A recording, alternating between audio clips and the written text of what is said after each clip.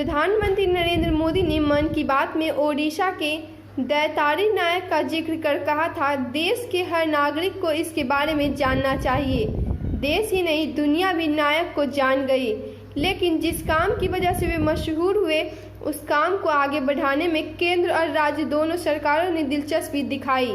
नायक पूछते हैं, जिस काम को सरकार सम्मान देती है, भला उसी काम की अनदेखी पर उसे अपमानित क्यों करती है।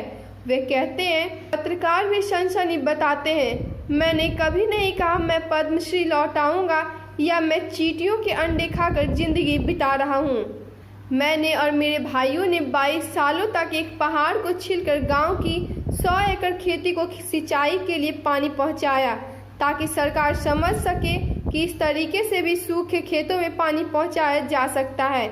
मुझे इतना वक्त लगा क्योंकि मेरे पास लोग नहीं थे, संसाधन नहीं थे, लेकिन सरकार के पास ना तो लोगों की कमी है और ना संसाधनों की। फिर उस योजना को क्यों आगे नहीं बढ़ाया गया। ओडिशा के क्योझर जिले के तालाबाई तरानी गांव के किसान दैतारी नायक यह सवाल कई प्रशासनिक अधिकारियों के सामने उठा चुके हैं।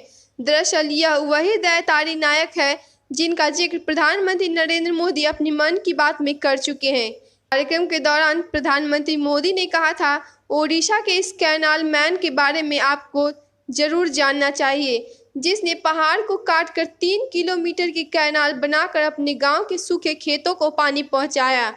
दैतारी के इसी काम को सम्मान देते हुए उन्हें पद्मश्री से नवाजा गया। दैतारी कहते हैं, मुझे लगता था कि यह कैनाल मिसाल बनेगी। सरकार अब इस कैनाल को पूरे गांव तक ही नहीं, आसपास के गांव तक भी पहुंचाएगी, लेकिन यह काम तो मैंने जहां छोड़ा था वहीं ठप पड़ा है। वे कहते हैं, यहाँ तक कि मैंने कई बार प्रशासन का दरवाजा खटखटाया कि इस कैनाल के किनारों को कंक्रीट का करवा दिया जाए, मगर किसी ने नहीं सुना। दैतारी नायक से यह पूछने पर कि क्या वे आजकल भूखमरी की स्थिति से गुजर रहे हैं, क्या वे चींटियों के अंडे खाकर बसर कर रहे हैं, वे कहते हैं, यह बिल्कुल झूठ है। हाँ, हम बहुत संपन्न नहीं हैं, हम रोज मलाई भी नहीं खाते, लेकिन दाल भात खाने भर की मेहनत कर लेते हैं। उनके बेहद करीबी कृष्णचरण मोहंती चींटियों के अंडों के सवाल पर बौखला जाते हैं।